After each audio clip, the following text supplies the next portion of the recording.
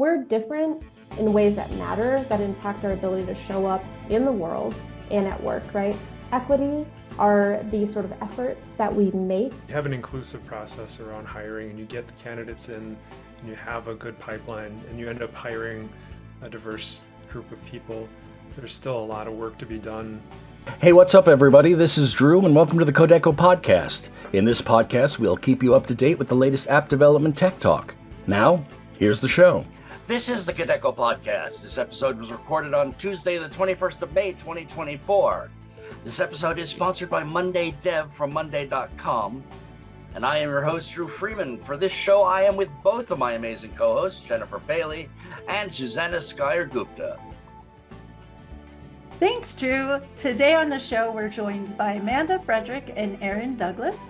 Manda is a communications specialist who most recently worked with the recently dissolved Women Who Code DEI nonprofit, who emphasized work in empowering diverse technologists to excel in their careers.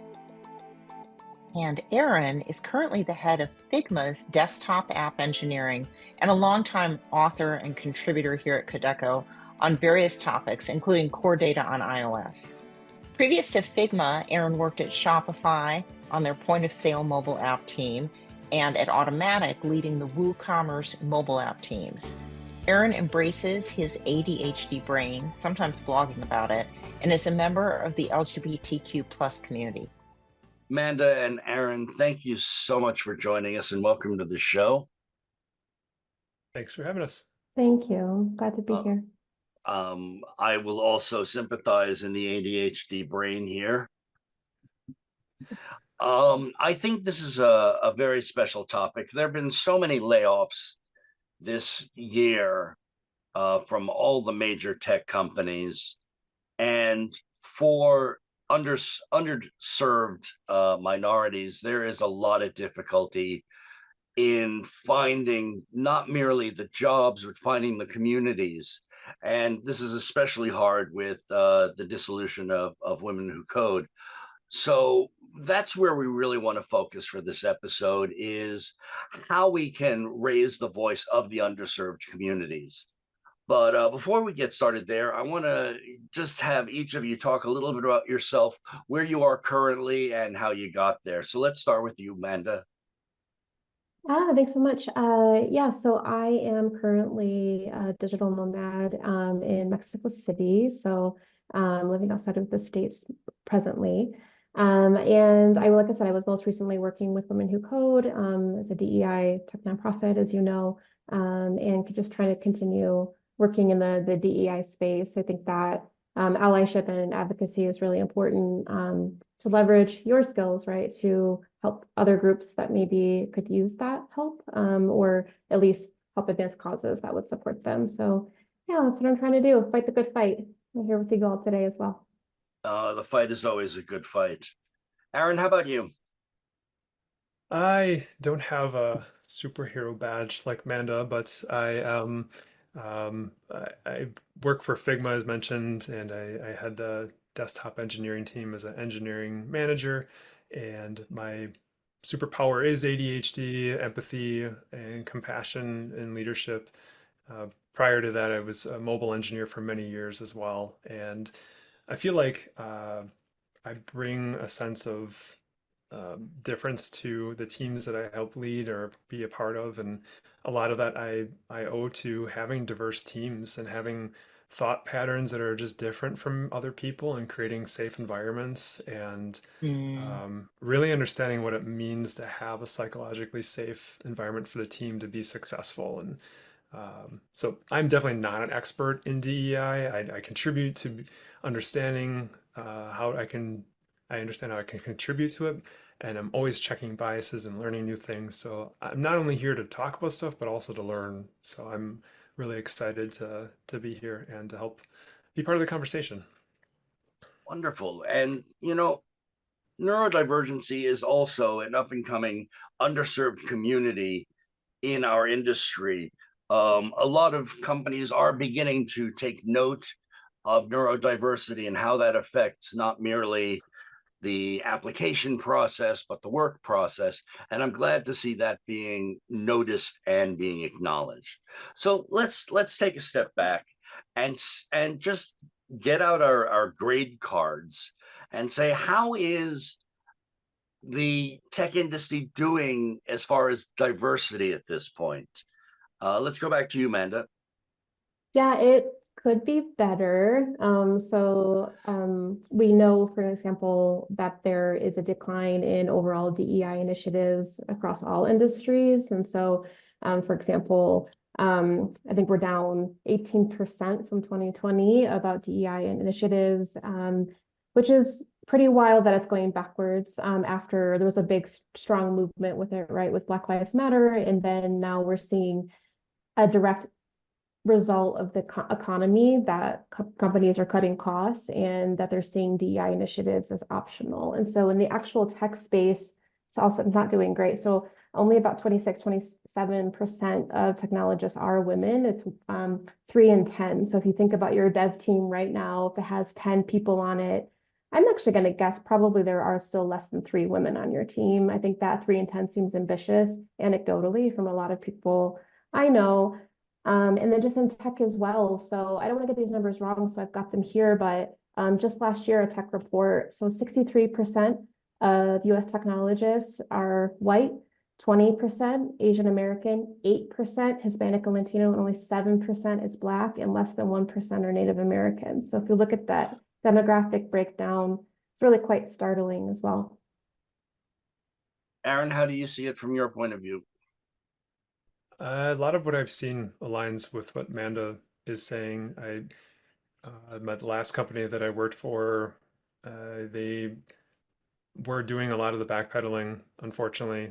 It was not necessarily obvious in all of the cases, but I could tell that there was less care put into certain things, like rubrics may have been changing and took out the added ambiguity into some of the hiring process, which may have optimized for time, but didn't really help overall with addressing the concerns about having very like geocentric hires, and there were a lot more opportunities for things to be adding bias into the process. And it does feel like that I'm seeing, at least where I work now, maybe a bit more effort being put into that, but I know that's not consistent across the board.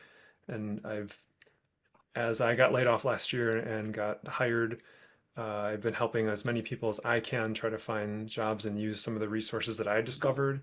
And I'm aiming those people at places that I know that I actually have legitimate efforts towards DEI still, and are not just kind of walking, or they're actually walking the walk. They're not just putting the words up on the application to cover their bases. Guys, I'd love for us to jump back and actually, and I'd love for Amanda, since she is our expert in this, to define when we're using DEI, particularly with regards to mobile app development. What exactly do we mean by it?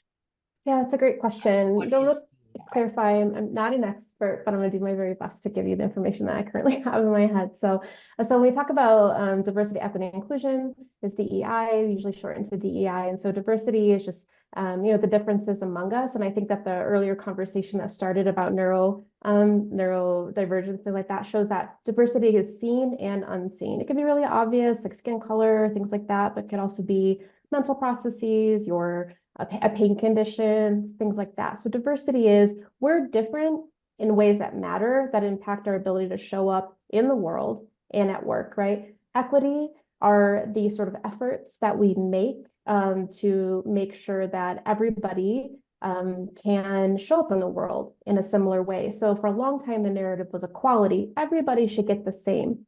And now we know that's not true, because people aren't the same. They can't get the same because some people need more. They need accommodations. We call them in accessibility language, right? And so equity is, does everybody have the right stuff to show up at the same level of success as everyone else around them, right? And inclusion is, now that they're there, you've given them all the right tools. Do they feel safe there? Do they feel seen? Do they feel empowered, right? So that's really important.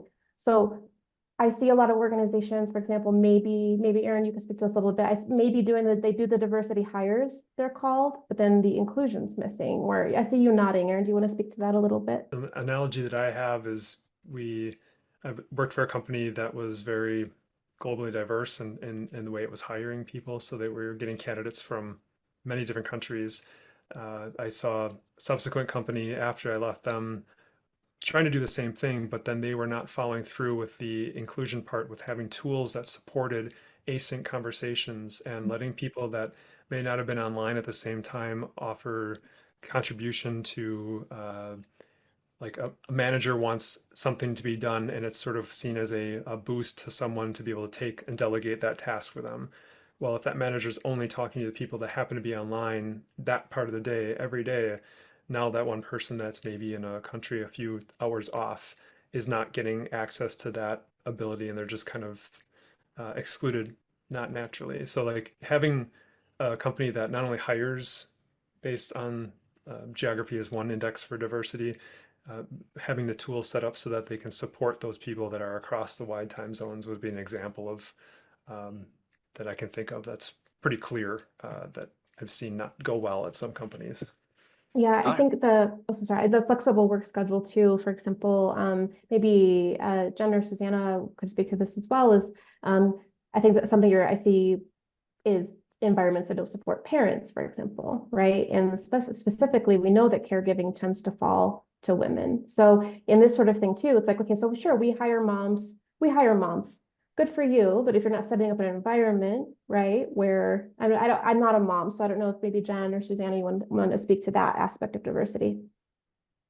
I would be very happy to speak to that aspect because I was a single mom. I was in college. I had my daughter in 2002. I started college in 1999.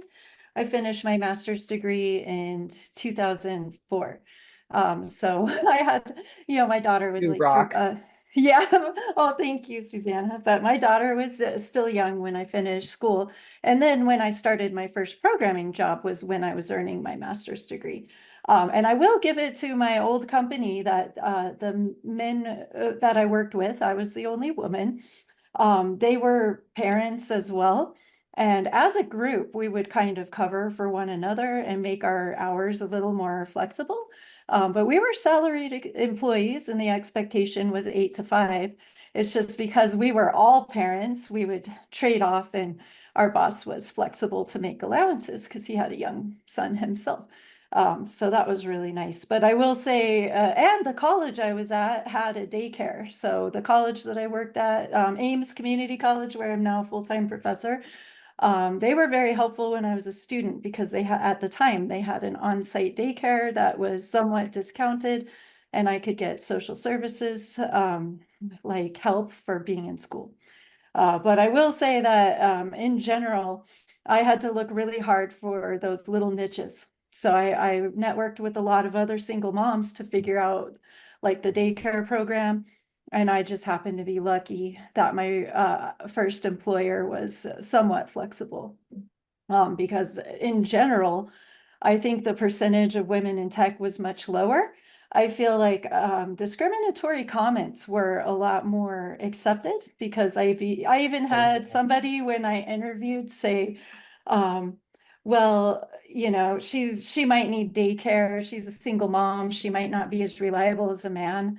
And I'm like, that is a HR violation. Yeah, That's that's illegal. illegal. So I was they're lucky that I didn't have, money for a lawyer and I was still young and sweet because I didn't realize that a lot of things that were being said to me on a daily basis were illegal when I was doing the interview process. Yeah, And I would say, oh, so sorry, Susannah, please. sorry, even now, okay, first of all, so my God, that's so real and a lot of people's experience, right? But even when you're older, caregiving can be not just for kids, or perhaps just your lifestyle is such that you want part-time. And I was just at a conference talking about this with somebody where I was like, oh, your company's so interesting. Do you have any roles available? But I would want part-time. And so often I hear, no, Like we just don't do part-time. You know, maybe you want to just like work here, but only really put in part-time, even though you've been hired for a full-time role. Oh my God, no, of course I would not want to sign up to that because that's unethical. So, so that's part of the picture too. I think I'm fairly lucky right now being at one of the larger companies in the United States. They are not pulling back on DEI. We have a Slack where there are obviously a ton of work groups in the Slack, but then there are diversity groups, and the diversity groups have champions who specifically work with the executive board to make sure that things are being taken care of. So we have a neurodivergent board, we have pride boards, we have boards for heritage.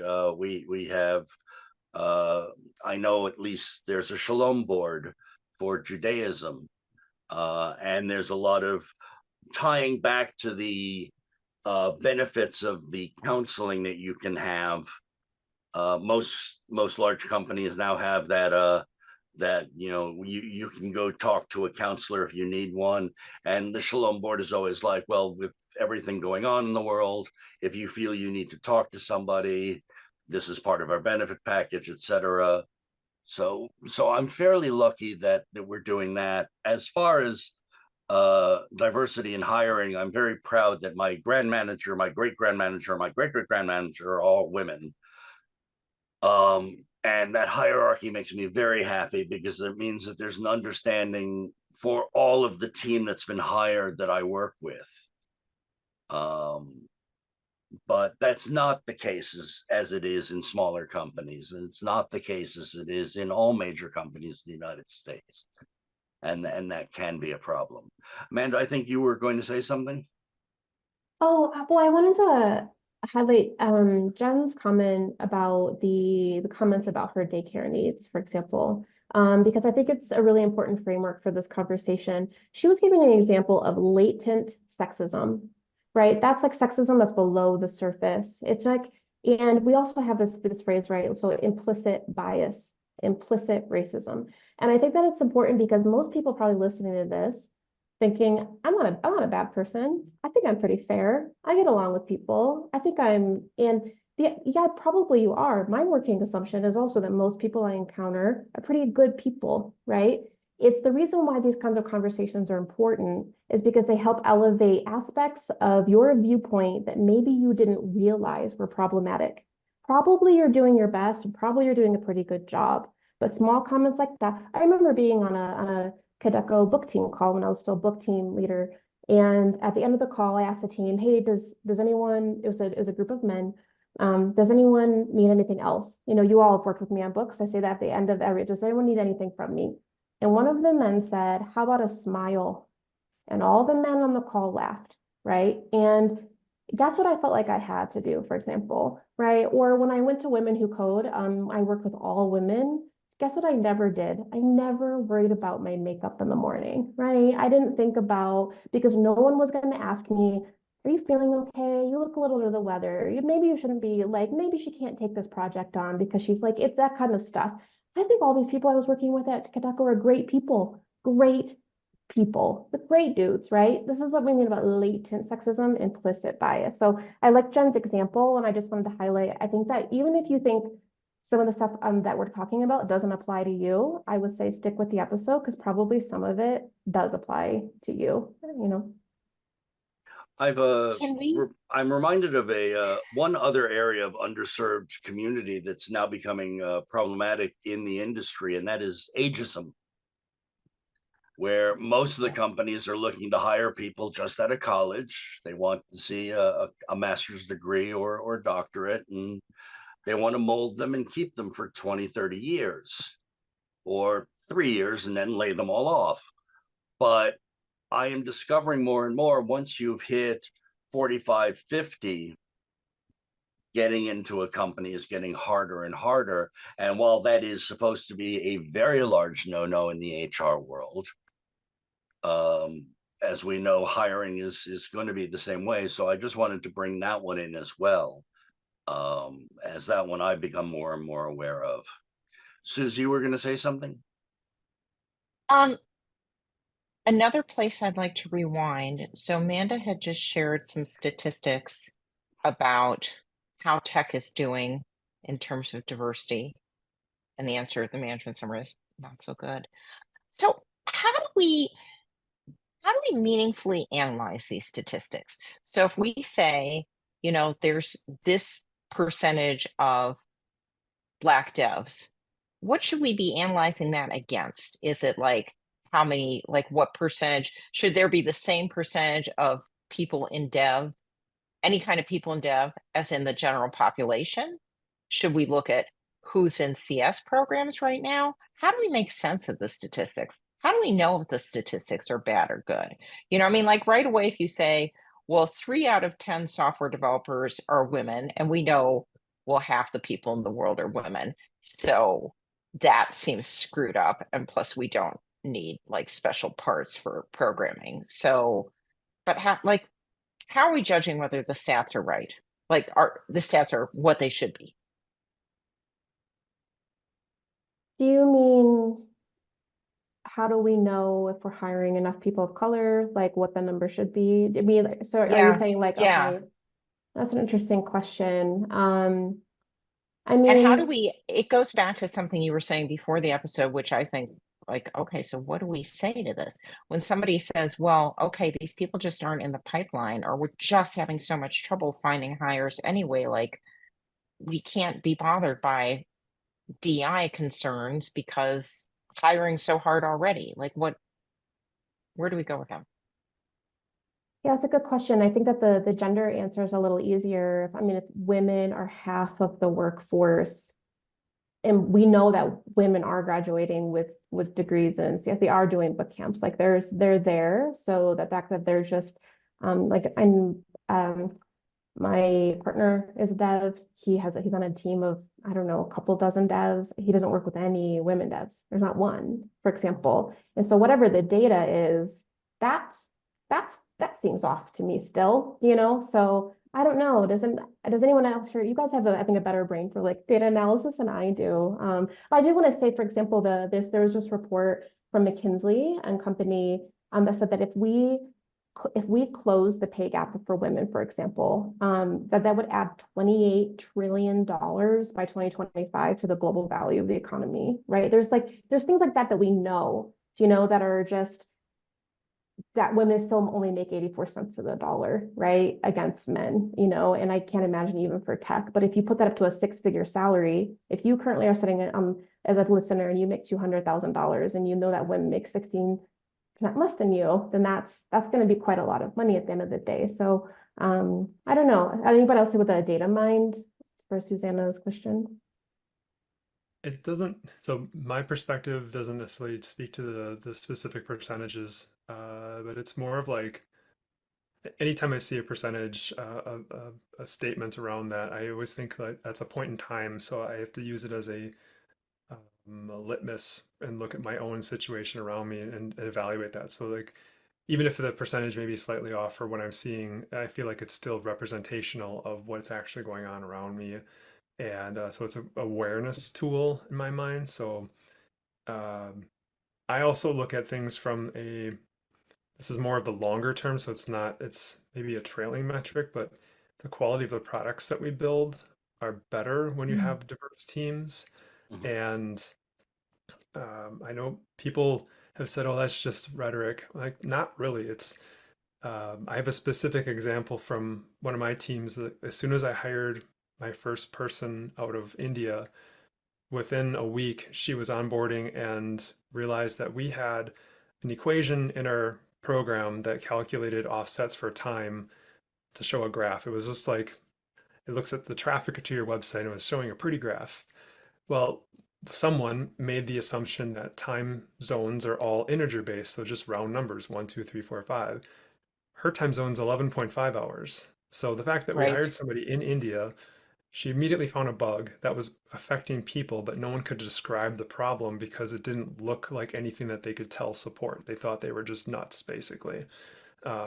And we solved a problem that had been long standing for a long time. So like there are so many benefits to having a team that's from different places, different backgrounds. They approach problems differently. So like it's a it's not easy to measure, but like as soon as you start seeing your product getting better, like you're at least on that path to increasing the diversity of your team because you're making things better before they even get shipped.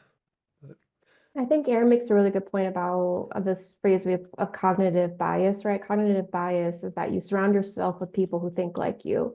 So we all know that two heads is better than one. That's not actually true if both those heads are the same, right? The heads actually have to be different. And so to your question, Susannah, about like how do we know if we're hitting the right targets? I don't know, but I know if your C-suite is all middle-aged white men with MBAs, that's going to be problematic. There's nothing wrong with middle-aged white men with MBAs. I'm just saying the cognitive bias is actually the issue, right? And I think, like for example, like, do you remember at Kodeco when we did a inventory? I mean, what was my job? We were initiated an inventory of the images that we used to put in books. And do you remember how the women were represented in all of the raised faces? There was a woman on a couch with a cat. There was a woman in a bikini. There was an Asian person. They were doing kung fu. There was a person of color. They were a criminal. Yeah, and when we did this inventory, it was like, oh, this is so bad. And that's but the thing is like we know the team who made them. They're really nice people who care about people, who are really people first people. But that's not what the implicit work was showing, right? So these kinds of things, to Aaron's point, if we have more diverse perspectives, they act as a really good safety net for your business. Yeah, people don't know they have a bias. They're very subconscious because Google back in 2014 gave us a quick or there was a Google talk that when I was in Google Developer Group, it changed my life because it showed me that I had a bias. And I thought, being a single mom who'd been in tech for like 15 years, that there's no way that I would have a bias against women in tech. But when you do a subconscious test, it was just, they would flash pictures of faces and it would be a man and a woman and say, who's the engineer? And you're just supposed to, right or left real fast. And I was like, my score was, I discovered that in my unconscious, I was anticipating that men were in the technical trades and women were in the care trades. And I was shocked. It changed my life. And I'm so glad for that. So I would recommend that everyone do a bias test on yourself because you might be shocked. And it changed. I became very much more self-aware after that. I realized that I accidentally called someone the marketing girl. And excuse me, would I like that? And that's because, and when I was a programmer, I got asked all the time if I was a secretary. No, I don't like that. But I had the same bias. And then that also helped me to forgive people who had that bias against me because I had that bias. So I recommend everyone take a bias test. You might be surprised. I'm going to see if I can find something like that to add to the show notes. I'll have to find a link because there's some well-known ones. I bet Manda, and I'm sorry, you go right ahead, Mr. Aaron.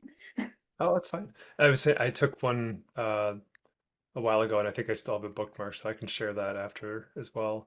Thanks. I actually do subtle bias tests in my own teams. Like if I write up a product requirements document, which for those of you who may not be familiar with it, it's a way a product manager will normally write the problem up first before you get to solutions to that problem, so that everybody can come around and make sure they understand that problem statement and what you're actually trying to solve before you get into the code and how we're going to do it, because that's what engineers love to do.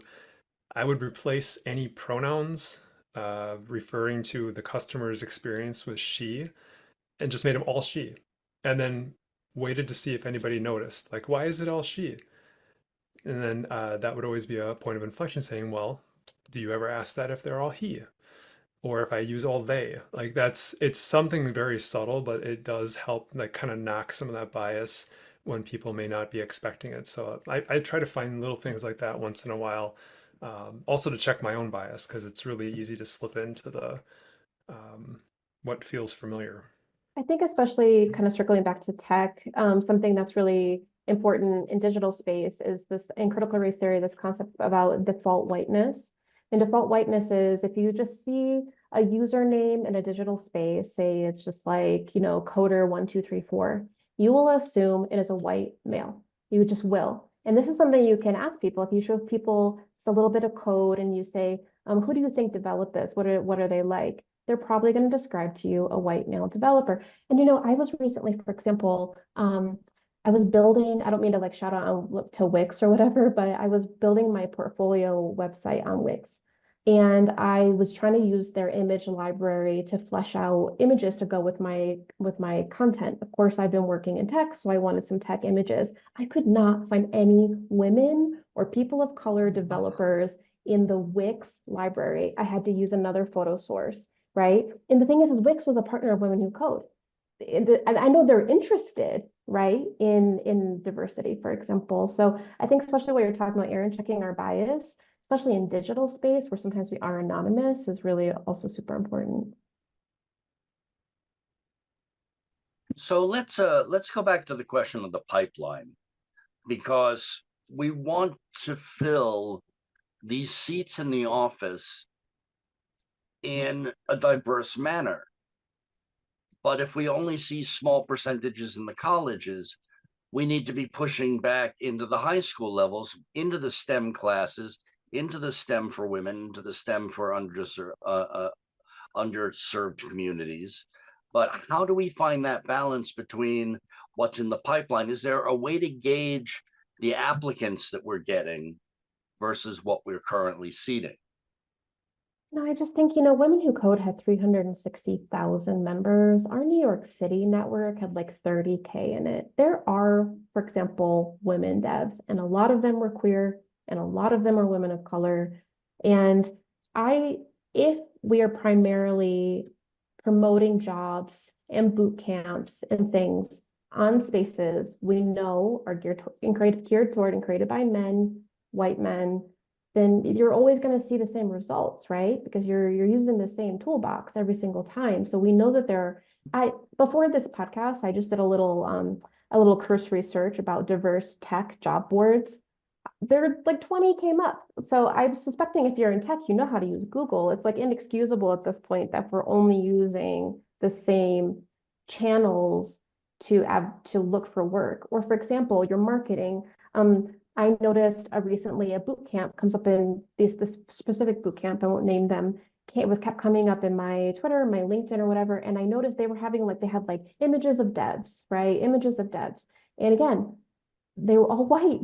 And it was like, if you want to attract diverse people, you need to represent diverse people in your hiring process as well. And also including language about your diversity, equity, inclusion policies, that you're looking for diverse hires. Or like I recently saw a job post, for example, that said it gave the data point that if women don't meet 100% of a job qualification, they tend not to apply, and men don't do that. So this job call, I've seen this too. The job call said apply anyway. That's good allyship, right? Saying we're looking for diverse hires, apply anyway, even if you don't think you're 100% qualified, and then advertising in these sort of like tech spaces, whether or not the people are there. And I'm not omniscient, so I don't know how many, but I know from the membership that was at Women Who Code that there are definitely diverse women coders hanging around. I don't know, Erin, do you have a sense of like the LGBTQ community, or I'm not so versed in that aspect of the diversity pipeline.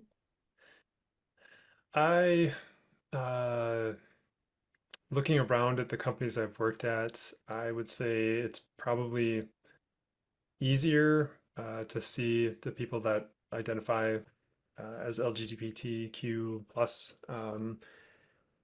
As far as like job applications, I personally saw in the last year after I got laid off, because it had been a while since I've done a lot of job applications, that a lot of companies are asking if you would want to self-identify in certain areas to help with their metrics. And I think in some cases it actually was visible to the hiring team if you self-identified in certain areas. Like they told you this is what would happen. I know LinkedIn also has a thing that you can publicly self-identify inclusion if you're in part of certain groups.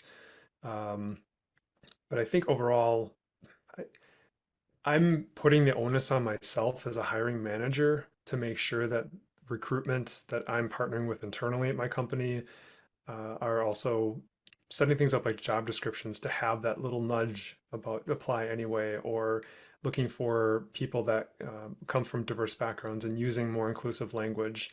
And no, not everybody has that power. So I think there were a few jobs that I saw during my process of looking that had those specific things, and those were like on fire when I was reading them, and those are the ones I really pushed hard at applying at and following up. um, and since then I've now become part of a group that called like IC Stars in Milwaukee and Chicago that serves underprivileged youth in communities that don't normally have access to like schooling. And so it's like boot camp style, but there are programs like this out there that are excellent feeders into like their parallel into an internship program at companies, and they are prepped well enough to get into those programs. So like you're saying, Amanda, the opportunities are out there. It's really, you kind of have to get off your ass as a hiring manager or as a recruiter and like find those things and learn from them and figure out like how can you do better at hiring people to make your job look attractive to a wider audience. You can only do that by like A/B testing. Like you have to literally try. Mhm. I think Yeah. that keeping the commitment to, I think it's, so for example, there are some sectors that were legally obligated to meet diversity quotas, right? I was in academia for a long time. At the end of a job search in those sectors, if they haven't hired a diverse person, do you know what they do? They throw the search and they start over. That's commitment. Now we can say whatever, they're legally obligated, but the point is they start again. And I see anecdotally, again, talking to a lot of devs say, well, we wanted to hire a diverse hire, and just like not enough women or people of color made it through the hiring process. So what we're supposed to do is not hire anyone. I was like, okay, well, if you want to partially be committed, just say that. If you're not actually committed to hiring diversely, say that. But don't hide it under that the people aren't there, because it's simply untrue. Jen, do you want to speak to what you see in the classroom and what you see in like Google Developer Group in terms of diversity, since you work day to day in that earlier part of the pipeline?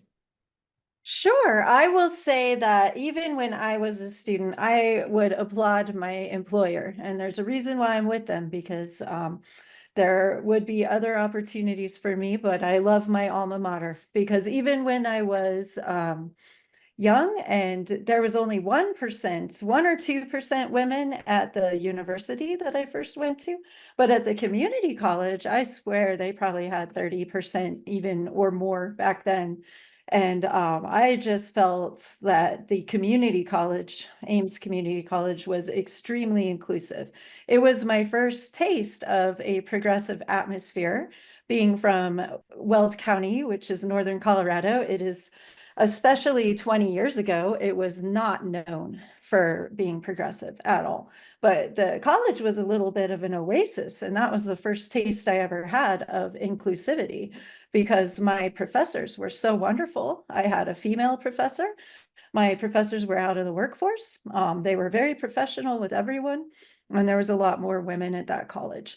And at universities, I was treated very well, but I was in a huge minority. So for my master's and my undergrad, I was in a much bigger minority, but I was still treated very well by my professors. So I give them props for that. I found that a lot of my computer science professors were very open-minded and treated me, judged me based on my performance.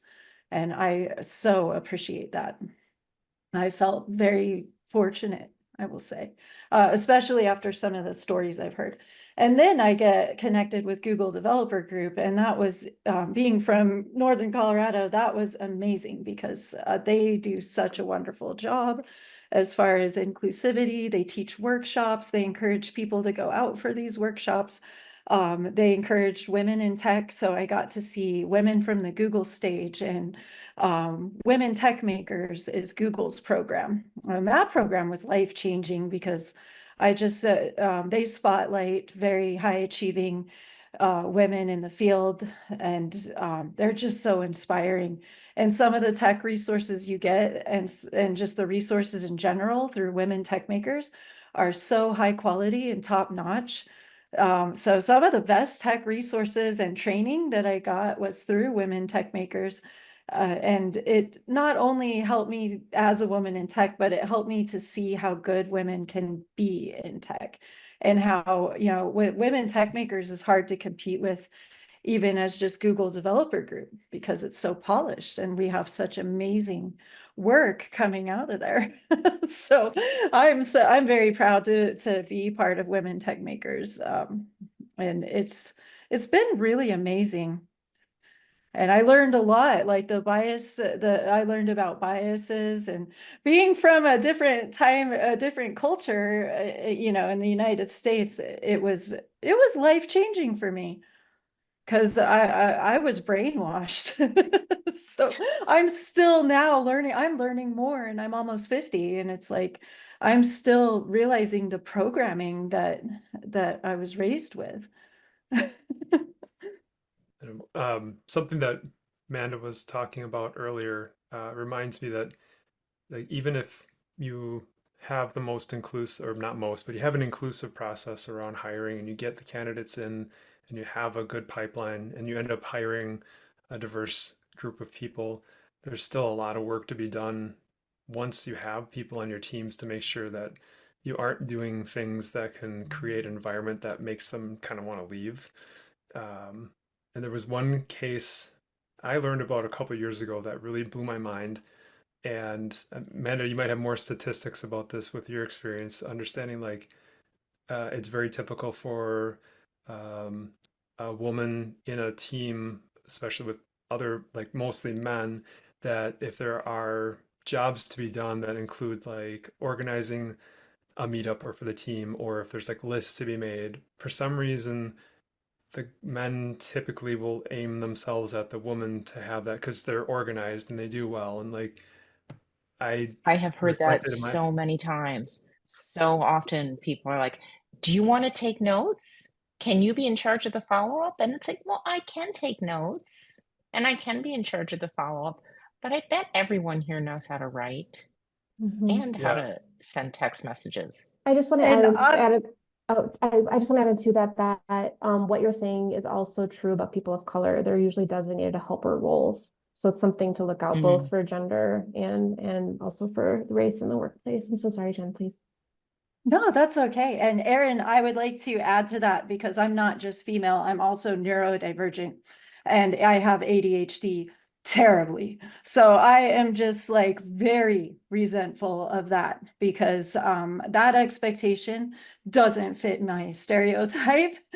So I dramatically I feel the expectation that I'm supposed to be organized, and the way I'm very ADHD. I'm very much more like, I resemble male, stereotypical male much more than stereotypical female. And boy, do I ever resent, like, oh, you should be the rules in the organization person, because that was never me. I'm a Tom girl. And so I resent that so much, that stereotype of, oh, Jen, is going to care about rules and do the organization. Why assume that just because I'm female? I wanted to circle back a little bit to something Erin was talking about how diverse teams perform better.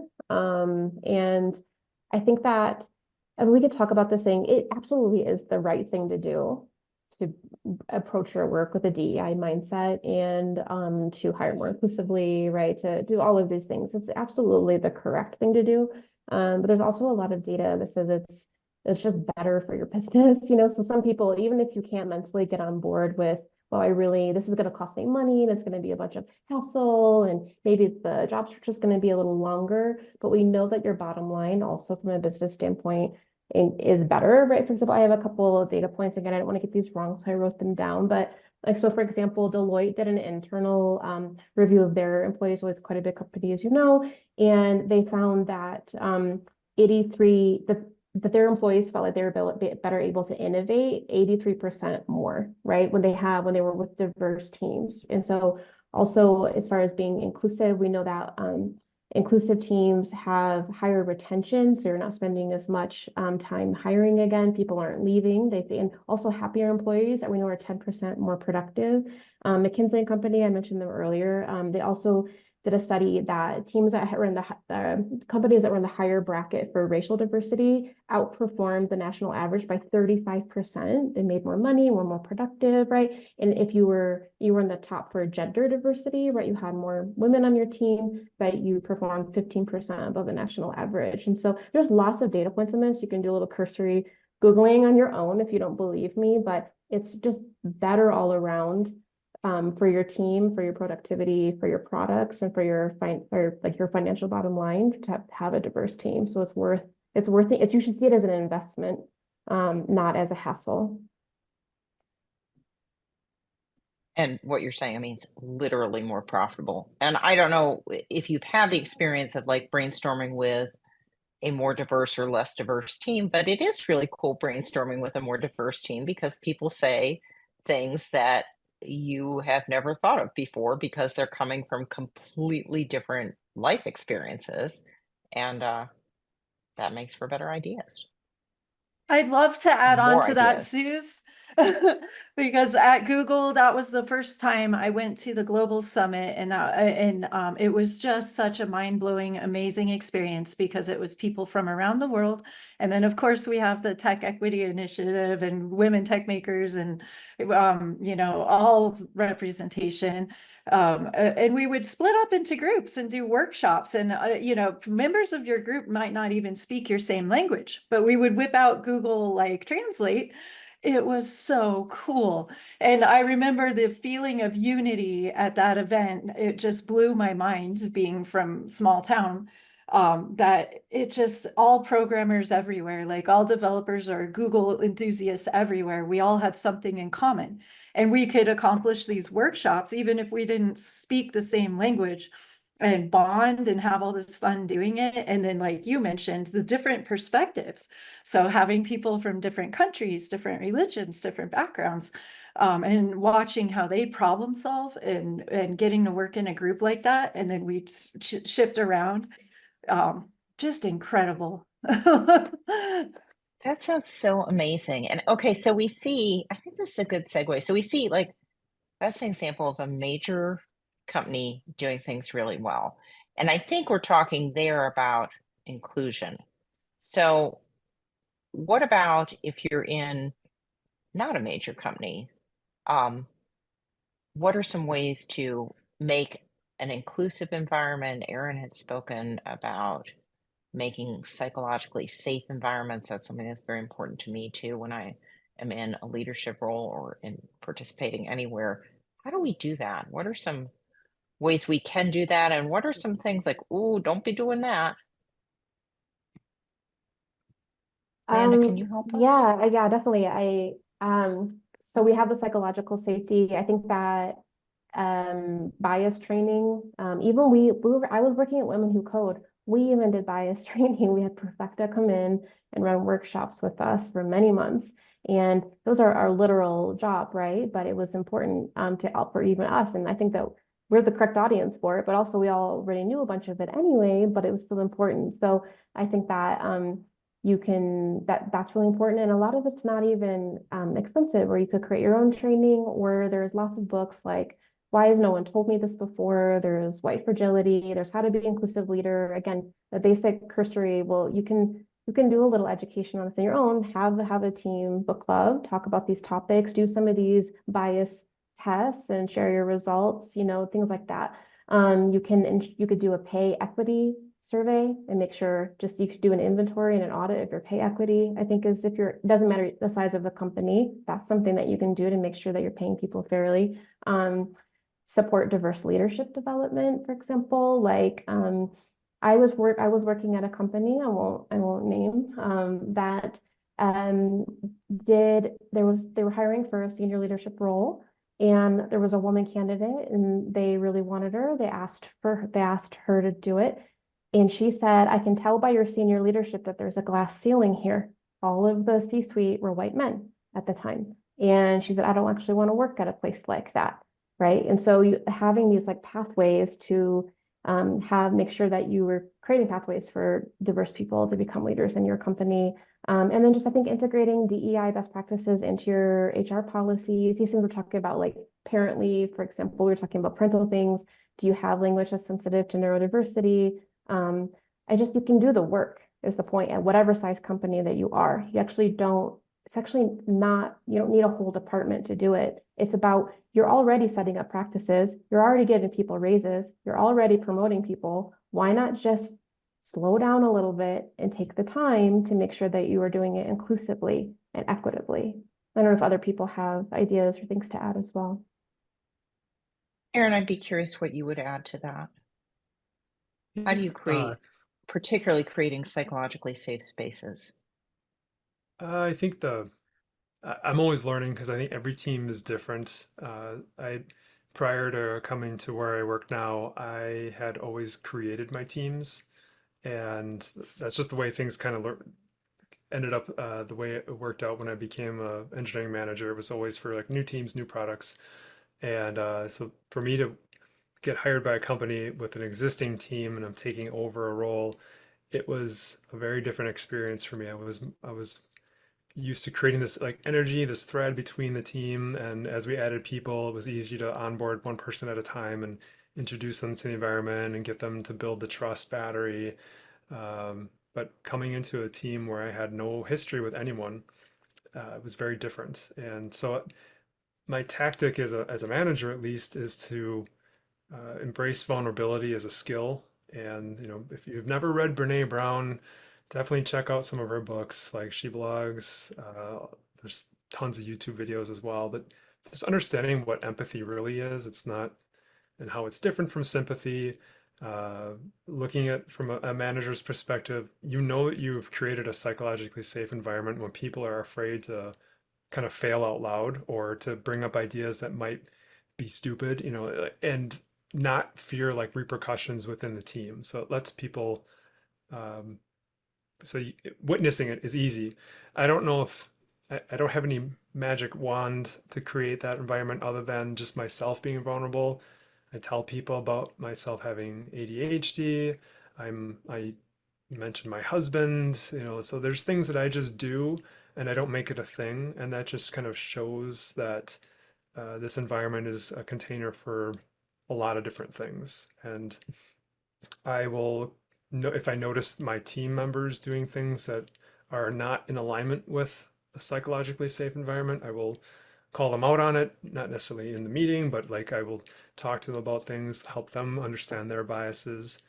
I've also someone has told me that I had a bias around something, and I thought that was incredibly great signal showing that the environment was set up for me to be successful as well.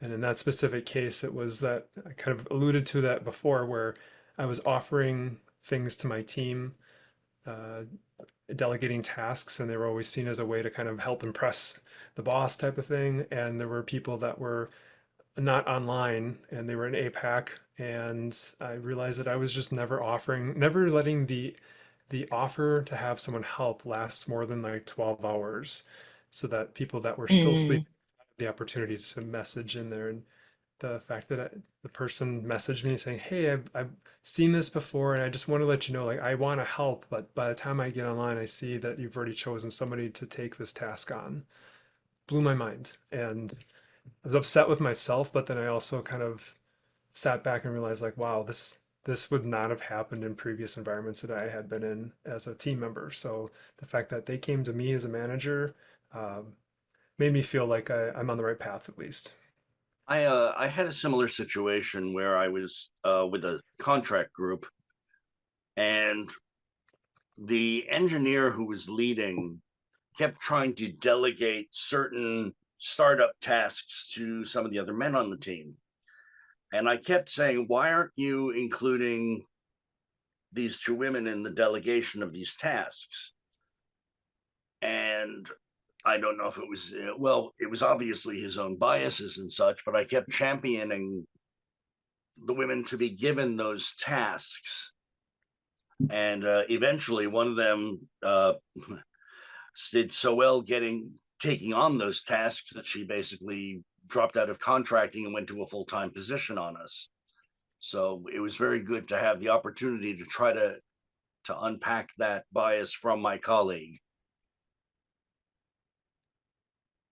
Yeah, I think that we really can't underestimate, to Aaron's point, and I also want to say something about what Drew was talking about with like sort of allyship as well, but that how important representation matters.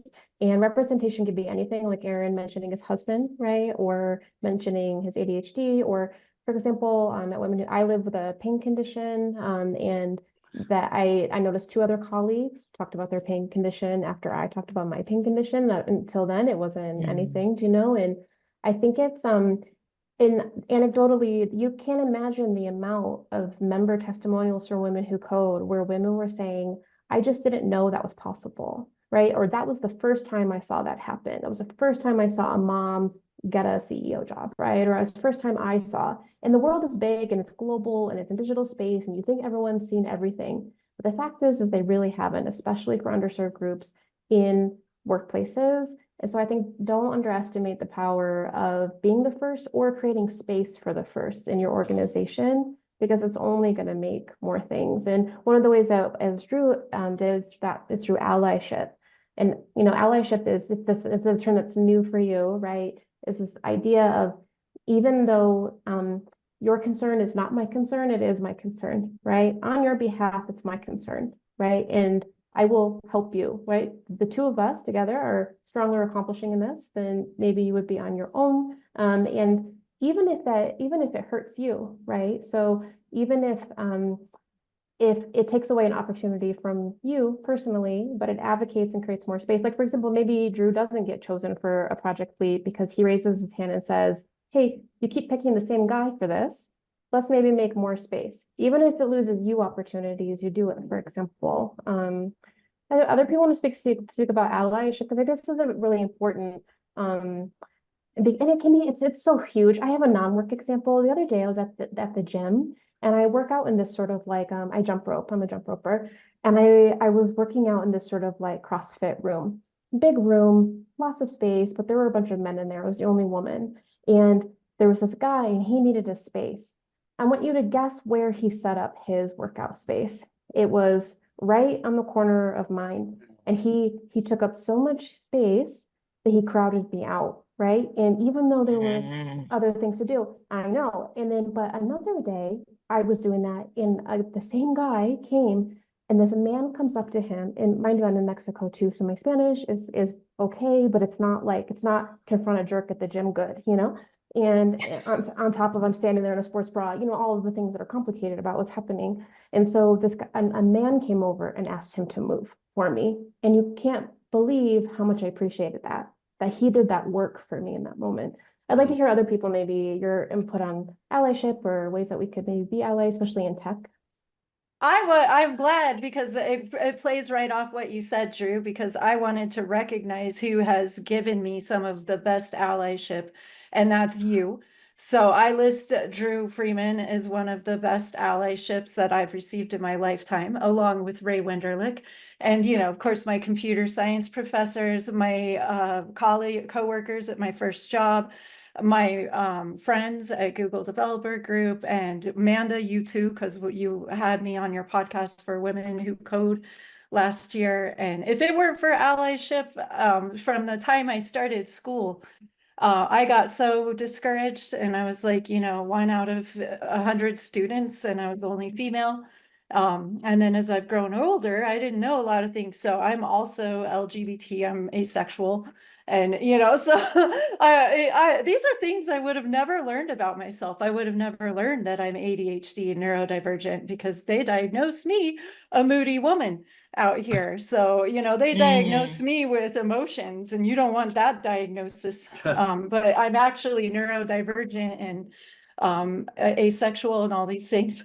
But yeah, anyway, what I wanted to say is, like, you know, to give props to the people who have been allies for me throughout my career. And I hope I do the same for others. Well, thank you. I'm very blushing on my end right now. It's a cool badge, man. Being an ally is a cool badge. And I think everyone should try to get one, because I think some people, in some of these debates, by virtue of my profession, working in the DEI space the last couple of years, you do get into debates with people and they throw around ideas of like reverse racism, right? Or this idea of just like there's not enough to go around. So it's a competitive environment. And kind of like to think about it, generally the people who are a little possessive of their roles, of the work or whatever, it's interesting because they usually don't mind paying taxes because there's some lost cause people, right, who are just like they don't want to share. That's different. But I'm talking about the kind of people who generally would navigate the world in a pretty kind way, but in this specific way, could do a little better. And like the analogy I like to make is like taxes. Like, so I'm gonna take a little bit of your paycheck and I'm gonna give it to kids who need free lunch at school. And they're like, yeah, absolutely, no problem. I'm on board for that, right? It's that same kind of behavior, right? Of just like that's how seats at the table are. To kind of go to our like metaphor for that's how seats at the table are. It's just like, is it going to take some opportunities from people who've generally had it? Yes, it absolutely will. But is it better to do that? Absolutely it is, and I think that through allyship of saying like, you know what, for this one, I'll sit this one out. I'll make my seat available, I think is something that we can all do, whatever level we're at in our career, whatever, however much leadership power we have. And once we get the people in, is it just a question of making sure the inclusion stays stable? Or are there better things that we can do to grow that? I mean, is it simply you hire two people and they hire two people, etc.? So And I'm curious about, like, Amanda may have this to hand, I'm not sure. Like, do we have data on retention and like where retention and good policies towards inclusion sync up? And like, do we see like companies that don't have good DEI strategies have higher turnover than companies that do? I mean, what can we say about this that's meaningful? I don't have the number, but I recently shared an article somewhere that had the number. But the point of the data that I'll tell you is that the data absolutely does show that people who are not set up to thrive, so underserved groups who are not set up to thrive in their environment, so maybe they're the only person of color, the only woman on their team, tend to leave tech. I can't speak of all industries. I just know that we know that half of women will leave tech, right? And there's this idea. It's like, well, because they actually want to be moms. Like if you ask a dev, why do you think women leave tech? They're going to give you an answer around motherhood, and that's actually not what the data shows. They leave because they don't feel included. They leave because they see their peers getting paid more. They leave because they see their male counterparts getting promotions, opportunities, right? And so it's frustrating. So we also know the longer a woman is in her career in tech, the pay gap actually increases. She doesn't start making more money, it increases, for example. So imagine you're me, I love a thing, I'm good at a thing, I've been doing a thing for a long time, and I look around, I'm not getting opportunities, I'm not getting paid the same, right? I'm getting helper tasks, whatever they are.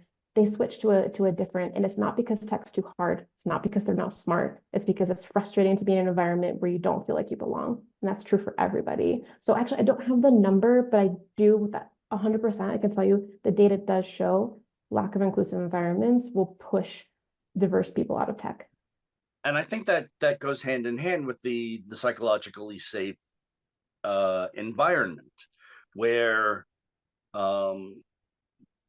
while criticism may not be personal, if you are the lone person on your team that is diversely different, you may take those criticisms personally, or you may not necessarily understand, or now I sound like I'm flipping things backwards, and I don't mean to be doing that. But I know that I tend, from the ageist point of view, every now and then to feel like I'm slowing down and I'm not keeping up. And the team does a wonderful job of being very open and welcoming and the like. So it is psychologically safe, and that is my own ADHD, my own neurodivergence kicking in there. I do believe that having this stronger sense of the inclusivity is a way of strengthening the retaining of the talent. I do, at least to myself, I notice an effect with the dimensions that I feel are on the diversity pathway, like ADHD and uh, specifically ADHD, that I always thought, well, because I have it and I understand how it works in myself, that I'm going to be a great manager for someone who has ADHD, because I'm not only an ally, I also have similar thought patterns. And what I didn't recognize is that I was actually being a kind of a jerk to two people on my team for a while that self-identified as having ADHD as well, because I was laying some of my um, inadequacies about how I performed myself onto them. So when I was seeing them Mm. maybe have similar behaviors as myself, I was becoming super critical in some cases. And it didn't last long, thankfully. But when I recognized that, that's the first time I had people on my team that identified with ADHD, and I had been spending a lot of time on my own journey figuring that stuff out. Um, I have to believe that it's not the only thing that if you are a part of a group, you may be more critical of other people in that group as well. I don't know if that's worth talking about, like how do you prevent that from happening to make sure that you're not excluding people? I don't know. Maybe I'm diverging here. I would say something that I'm hearing that I think is really beautiful, and I think it goes with what Manda was saying, is so Aaron and Dru, you guys are really self-reflective. And it's what Manda was saying of like, for all these work processes that we have to do anyway, you have to hire, you have to have policies, you have to have some strategy of how promotion will occur within your company. Be reflective and take the extra, not exorbitant, but just a little bit of extra time and do the work. And the work being, think about diversity in hiring, think about inclusive environments. And something Amanda had said earlier, and I'd love to see if we can come up with some more of these, is like, what are things that we can do as individual contributors, maybe people who aren't yet in the workplace or aren't in the workplace, to make more inclusive environments, not just the workplace, but in our meeting spaces, in our conferences, in our digital spaces. And Amanda said something really concrete that's like, oh, yeah, that's huge. If you're a woman and you're employed in tech right now, share that salary with others, with other women looking to be or currently employed in tech. Share the numbers. Yeah, be careful of What are companies some that other basically tips? say, be careful of companies that say you're not allowed to share salaries, because that's flat out, that statement is illegal. Yeah, if it's top secret, that kind of smells. Yeah, it's illegal for sure. And every year there's an equal pay day. So if once a year is the only time you do it, tell people what you make, people who with the same level of experience and the same job titles as you. I think that that's really important. Do you know what's interesting? Just a little bit inclusivity. I could maybe see some instance in which someone could say that a little bit feels like vibes. Is my space safe? And that could be, do you know what isn't vibes is equity. That's numbers based. And if anything, if you're going to start anywhere, you can look, you have your data, right? Your demographic data. You know who you're hiring, you know what they're making, you know their rate of whatever. If you look at your employee performance evaluations and the people of color on your team are getting 2s out of 5s and the white people on your team are getting 5 out of 5s on their evaluations, there's the things that you can see that may reveal numerically that you've got some issues in your organization. And so I think if you're like, I'm just really not sure, I'm going to do the work, Manda. I'm going to get some of these like bias books. I'm going to read them. I'm going to try really hard. But equity, you can't argue with numbers if you're doing a good job or not. And so you can set some of those benchmarks for yourself. It's important to us. For example, I remember Phillips, was a number of years ago, they set like a benchmark of the number of people in leadership that had to be women, and they had a certain year, and I forget what the number was. I can make up one, 30%, whatever it is. It wasn't parity, it wasn't 50-50, but they said by this year, 30% of women in leadership need to be. So guess what? They didn't fire anybody to make those spaces, but people leave leadership positions, and they're saying, okay, now that one's open, fill it with a woman, for example. It's like those kind of like equity benchmarks, I think, can be helpful, can go a long way into making your space inclusive, because by nature, you'll have an outcome that's more diverse and equitable. Like that. Mhm. I have to laugh because it reminds me of that episode of Silicon Valley where they hire a female employee and she promptly starts playing jokes on them. And I really identify with that employee. I almost wrote the writer of that show because it's like, did they take stories for that character out of my life? But they want to find out how much she's making, and she knows they're trying to find that out. And this happened to me in real life. So she forges kind of a check stub that looks like she's making more than both of them. And they get mad and have a big fight with each other. And that just cracks me up because I played a similar prank in real life when colleagues were asking me to share my pay rate. I told a fib and they got very upset and had a fight.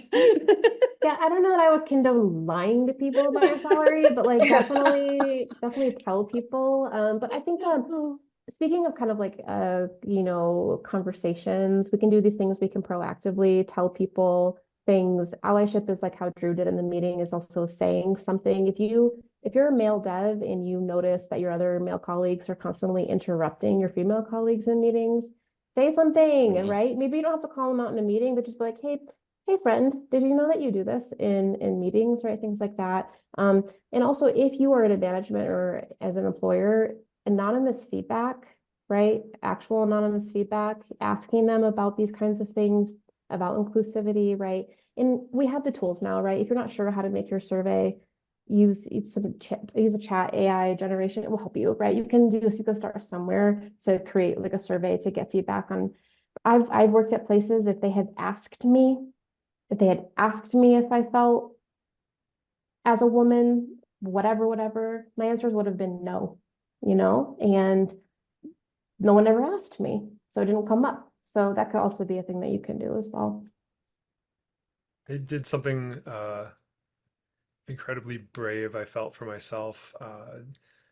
There was a head of HR for the company I was working at, and it was a all hands meeting, and there was just an offhand comment meant for Harry Potter Day, and it was very tone deaf because I felt like with just all the drama surrounding J.K. Rowling and like an impact to a lot of the trans community, I felt like a message like that, even though it was very innocent, coming from someone who leads the HR team at the company, even though it was fun and jolly, and it took a lot of effort for me to actually message the person, just saying, hey, I don't know if you recognize this, but that wasn't cool. Like, I don't remember the exact wording that I said, but I brought it up, kind of left it at that. I didn't really get much feedback, but it was still like, that was not easy to do for myself. And those are the more types of things I need to be uncomfortable about doing.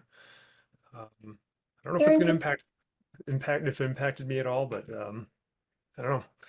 Could you unpack why that felt scary? Because there might be other people listening who have said, like, I wish I wanted to say something, but I don't know, maybe we could unpack, why does it feel scary to confront someone whose behavior is sticky, Yeah, knowing the person a little bit, I know that, like you said, they're good people, like never feel like any ill intentions, and it was more of a, like, I know if I were in front of an audience of 1,000+ people during I might say something really dumb that I didn't recognize because of the way my brain works sometimes, and so I tried to take it from that perspective, that no ill intentions were made, but I did see someone comments, like in the comments in Zoom at the time, like mentioned turf, and that comment came up, and I was wondering why, if they were going to say something, and then my brain's like, oh, they'll probably say something because they're pretty vocal about our ERG or employee resource group. And but then I sat back and I was wondering, if I don't say anything, what does that mean for me if something comes up in another meeting that I'm not part of, but a comment is maybe said about me? Is someone going to have my back? Right. And so I took it from that perspective. But what I was really afraid about is maybe not retribution, but could it affect future workings with this person if I'm now labeled as the whistleblower? Um, I I don't know. A lot of it, as I analyzed it, was not founded in rational thought, but it was more of just like, I don't know what I want them to do. I don't necessarily want them to apologize. It was more of just a, hey, I want to make you aware that there is all of this surrounding this, um, with the Harry Potter world, and some people find it very triggering for it to be brought up in an environment that's considered psychologically safe, like work, and not understanding the impact of those words. Like when I worked at Automatic, all of our mobile teams were all Hogwarts themes. Like the main team was Hogwarts. I ran Hogsmeade, absolutely loved it, and I thought it was really But that was grateful. in an earlier time, yeah, where this was not a controversy. Like that's an example of something that's changed. I don't know, it can be hard. I mean, I've had situations where, an interpersonal action, an interaction has taken place, and the other person said something so blatantly racist that I was shocked, like, and and I carry that forward with me to this day. Like, I should have said something, but what they said was so shocking to me that I was like, did they just say that? And I think you're right. and I let it go I by. was afraid of what the feedback would be. Like, would it get worse? I think something that could be helpful here is to reinforce why it's important to get like leadership buy-in and have pretty clear values as an organization that can be pointed at. And so, for example, Women Who Code was an advocacy brand. So it wasn't hard for us to sort out what should be said and what shouldn't be said in our communications, because things were either on brand with who we were or they weren't, And I remember an instance working at Kodeco where there was some kind of like advertisement for something, and it was a different marketing manager at the time, and the image was kind of, I forget what it was. It was like kind of violent, It was like, I forget what it was. It was just like, and it was a meme. I think it was like a popular meme going around. Oh, do you know what it was? It was that, remember when the Will Smith, like, it was like one of the Will Smiths one, like where he like had a meltdown or something, and it was just like, was whatever. And people were making memes about it. And I think that we published one too. And I remember I was myself and Sandra, we were just like, this just doesn't feel brand. Do you know what I mean? It doesn't feel like what we're about. It doesn't matter that it's funny and other people are using it. It didn't seem complicated to us to say like, this just doesn't feel like who we are. And I think ultimately we ended up pulling it down for that reason, not because it was even offensive. It was just like, this just feels off for what we say we're about, And I think that if you have that kind of thing set up, even for giving each other one-on-one feedback to say like, hey, this just doesn't really feel like what we're doing here. Do you know what I mean? Like that, I don't understand. You probably didn't mean anything by it. Probably no one was even offended, even if maybe they were, maybe they weren't. It's just that like, it doesn't really feel like what we're about here. You know what I mean? You can have something to point at to back you up, that it's not just you being a Karen, like to say, to borrow that like pop culture noun, being just like, well, I don't like what you said. And it's like, no, what you said isn't align with what we're doing here, Like that. I'm often clueless because of the way that I was raised, and it has been a huge effort to get a filter. And it's not because I don't agree with it. It's because I was raised with terms and things that I didn't know were offensive, or half of them even what they mean. So it's been a long journey to basically, stick a bar of soap in my mouth and quit, because I never wanted to be that way. And like with the Harry Potter thing, I didn't know about the news. So nobody told me that all of a sudden that was, that there was things that happened. So I think it's also, maybe don't always assume ill intent, because I've encountered this too. Different age groups or different demographics, they just don't know. Well, there's a popular meme right now that says you can't offend Gen X. They were raised on Mel Brooks. And the problem there is most of Mel Brooks's library catalog is unacceptable in this day and age. Yes. And a lot of things of the way we were raised have changed. I think Gen X is one of the generations that's been buffeted the hardest, because we were raised by boomers, and now we're raising millennials and Gen Alphas who are much better versed in a lot of this. And we fall back on our own coding and our own upbringings.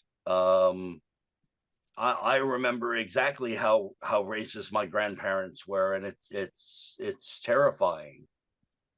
And they weren't bad people, as we've said, they weren't bad people, but bad thoughts. I think of one day at my high school, and like, man, that place would be shut down now. I think there's a spectrum, I think was it Maya Angelou who said, once you know better, do better, right? And that's kind of like the beauty of this experience that we're all on together, is that we get to do that. I think it's here, I think we're having more conversation about sometimes you just meet people and they're resistant, right? And I think that the thing is just look at the data. We know there's a wage gap in tech. We know that there is a gender gap in tech. We know that there is a diversity gap in tech. It's a little inexcusable at this point to say, remember, you have implicit bias, there's nuances. And I'm saying we're talking about some of these big things about making more seats at the table, that at this point, if you're not doing it, that's a decision that you're making. There's no hidden, like, well, I was raised and didn't know any Black technologists, and I'm just never going to hire any, and now that I'm a manager, like, there's not that anymore. Right. You know what I mean? So I think for sure, we're all going to mess up. We're all going to mess up because we all have biases. Even Aaron was talking about you have biases against people who are even like you. And Aaron was talking about he was harder on people with neurodivergence. And actually that you see that in almost every other field about women being harder on women, for example. The amount of lack of diagnoses from women doctors to women, because they're just like, well, I understand your pain. The data exists, like, and so I think that's true. We're all going to mess up, but I think what we're talking here about making seats at the table, we know we need to do better. The data shows that, and that we know there are concrete things we can do. So if we're not doing it, now we're just, I guess, just own that you're just making a decision not to help the problem, Manda, could you repeat that quotation from Maya Angelou? I think it really was wonderful. Is it once you know better, do better? Am I paraphrasing, or is that it? Once you know better, do better? I don't know. I hadn't heard it. It's, we did what we knew, and when we knew better, or when we knew better, we did better. I love Maya Angelou's that's one of my very favorite quotes, and she's one of my very favorite quote authors. Yeah, I mean, I had a moment. I was tasked this year at Women Who Code for writing our annual article on equal pay day, and I went. I looked at the data, and then I looked at the data from the year before and the year before, and it was like it wasn't any different. It was the same, and I was like, how is this? How are these numbers the same? And my emotion was anger, because you've got groups like Women Who Code fighting the good fight, right? And then they get shut down because we don't have enough money to fight the good fight, because like whatever. And it's frustrating, and it's just, and then the argument that I make in that article is, if left to its own devices, the tech industry shows us what it'll do. It's going to keep not hiring women at the same rate. It's going to keep not hiring GLBTQ, people of color. This is why we need allies. This is why we need people to take responsibility and step up and say, I'm going to make an effort on this, because it's not going to fix itself year over year. The data shows us it's not going to fix itself. So what are our options, There was, it was felt, the Women Who Code being shut down, Women Tech Makers this year, there was a lot of discussion about that. And, we're not glad because a lot of women loved that resource. I mean, there are specific programs that then fall away that so many people were using, like, learn to give a conference talk. Here's an opportunity to give your first conference talk. Here are environments that feel safe. Here are groups that, when you go to a conference, you automatically have friends because there are other people from Women Who Code who are there and they'll talk to you because you have that in common. And that's also, I think, So, amplifying. You don't realize how many women, were inventors in tech, are leading tech companies, are CTOs, are doing these incredible things. Like Jen, you had that experience sounds like when you joined the Google developer group, we're like, wow, there are a lot of people like me doing this work, right? And I think just amplifying that, creating a space, and not just women, GLBTQ, right? People of color, and we, Native and Indigenous, like there's all sorts of things. And so to the point about Women Who Code falling off, there are other organizations that are doing this work, but it's also things that we can do. If you see you can, there's another way to be an ally is to amplify other groups, right? If you see a group on LinkedIn doing something cool, like if Anita B or Girls Who Code or whatever it is, share it. Why not like it, engage with it? Because that stuff translates to them being able to get donor dollars, which translates to them being able to do more programming and to support more diverse women and other groups in tech, for example. So yeah, we can all do our part, women who code or not. that's hopeful. Thank you. This is really magnificent conversation. I have one small thing I wanted to say, because I did a lot of talking about single moms, because I am one. I also want to bring up the issue that even married or parents in general, I think that is one area where tech could improve, because I think once people start having children, whether it's single dads, single moms, or multiple parents, that is something that is very difficult in tech. And me as a GDG organizer, I partnered with Boulder, and we offered on-site licensed childcare for One Dev Fest. And that allowed, not just single mothers, because I have to also represent single fathers, because I have so many friends that are also single fathers. And then I also have friends that are raising children together. So I really think that's one place where it's very difficult in tech, and you can face some discrimination and a lack of resources. And there are obvious, when you've walked that walk, things that you can do in small ways. Like, so the closing keynote at Deep Dish Swift this year was by Dave DeLong, who runs the Utah Developers Group. And he talked about building that into a true, like, third place, like a place people could be their whole selves and feel comfortable and get help in their lives beyond just tech. And I know there's a gal who really got her start there, who at the time was a single mom. Now she's a married mom. And she had this little son, and she was learning to be a software developer. And how do you go to a dev meetup if you've got a little kid with you? Well, it's the same way you do anything when you've got a little kid with you. You bring your little kid with you. But so how do you make that acceptable? And it reminds me of, so years ago, my husband and I went on a trip to Israel, and we were in a like political discussion meeting. And it wasn't just the people invited to the conference, it was their spouses, and in some cases their kids, because that was culturally acceptable.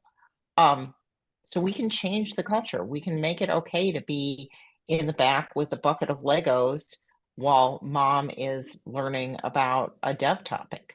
It can be friendly. And if you're holding a whole conference, having childcare on site is huge. If you're a university, you should have childcare. If you're a high school, you should consider having childcare.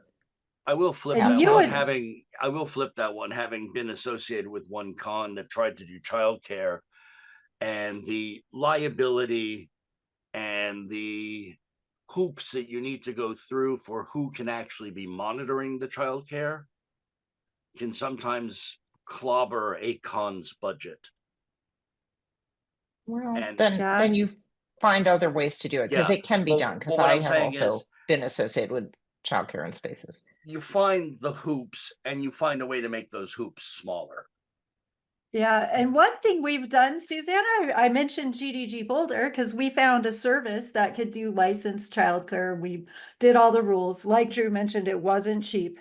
Another thing we've done that was sanctioned is we did a family dev fest in Denver. So that way parents were with their children, and that was super fun. And so we just had some kid-friendly activities and some adult activities, and parents were invited to bring kids or not, and that worked really well, and we didn't have the added cost or the added regulations that way. And you have the modeling for the little people about how cool it is to go into dev. I want to highlight something that Jen said about the culture, which specifically she was speaking to parenthood, but I think that that's just a really important takeaway overall for this lesson, is that you can create a culture of normalizing things that are traditionally, this sort of thing where it causes you to think that other people can't do their job well, and because that's not true. Because ultimately we're talking about workplaces, we're talking about tech. So for example, normalize women don't have to wear makeup at work, because right now that's not actually the case, for example, right? Or that maybe your child could be on the call, right? Or at Women Who Code, it was really normalized. It was very like, if I was having a pain day, right? I was just like in the middle of a wicked pain flare up, I could just tell my manager that and not talk on a call, right? They would read my notes. I would sit there. I hung out, but I wasn't forced to not be my authentic self. There's also a lot of research and data about if you the mental load and the taxing it is on your psychology to manage a version of yourself who isn't your authentic self, right? To pretend so that you can pass and be seen like you're doing your job well.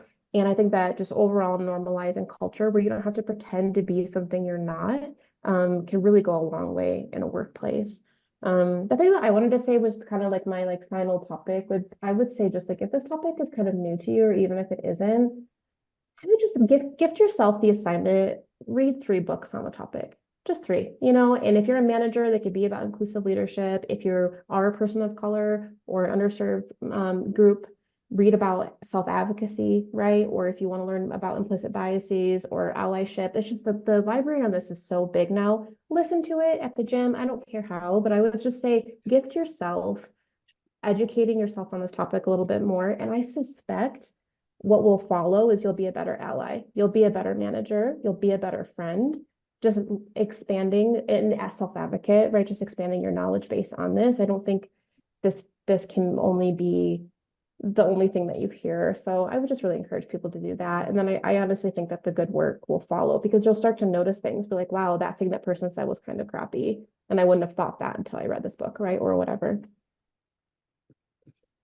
When you mentioned reading books, I picked this one up for work. It's called This Chair Rocks. It's about ageism, and I'm only like a chapter and a half in, and I'm already recognizing some of my own biases, and even so it's something I highly recommend.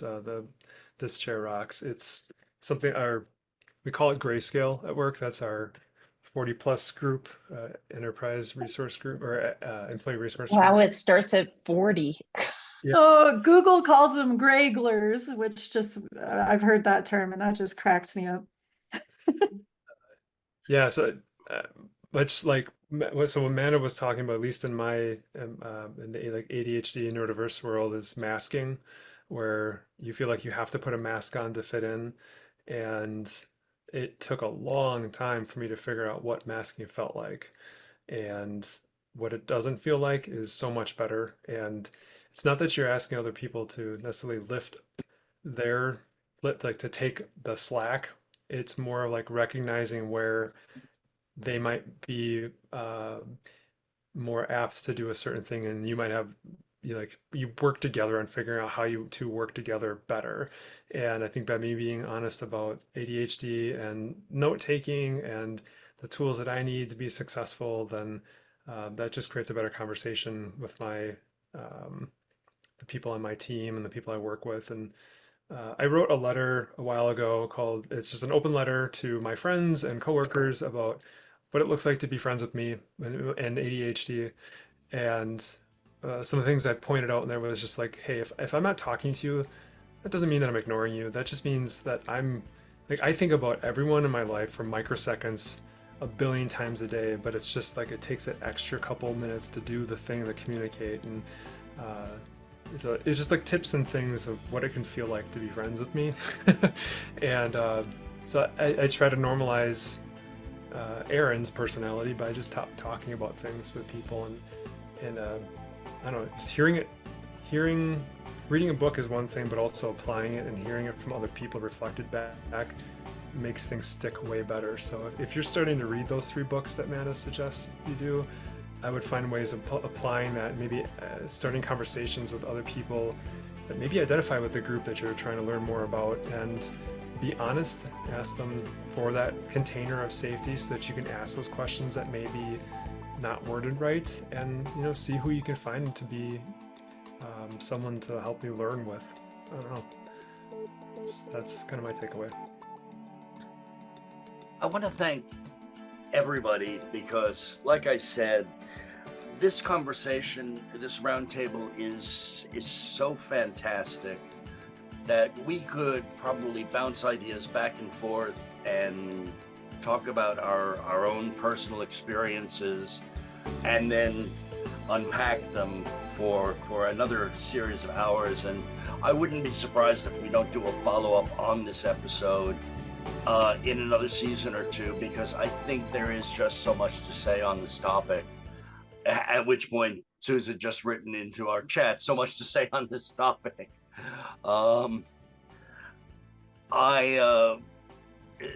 There's so many offshoots of this topic as well. We could talk about neurodivergence in the tech industry or ageism in the tech industry. They're all becoming critical issues, and they're all going to hit a critical high. There are so many topics we typically hit on in an episode. We normally ask our guests, what do you do when you're not on the keyboard? And we just don't have time for that today. But I really, really want to thank Manda and Aaron for contributing on this episode. I really need to thank Susan and Jen for also helping to unpack a lot of this and talking about this from their own points of view. I in many times felt like I was just sitting back in this episode and taking it all in, and I think that was probably best. Or that may have just been jet lag from coming back from Japan yesterday. We're not quite sure. But again, Manda, Aaron, Jen, Sus, thank you, all of you, for being part of this episode. Thank you so much. And we will be back in a few weeks with the next episode. We do, of course, want to again thank Monday.com, creators of Monday Dev, for sponsoring this episode. And we want to thank you, of course, for listening in. All the linked resources we will try to have on the show notes. Until then, thank you for tuning in, and we will talk to you next time. Bye. thanks, everyone.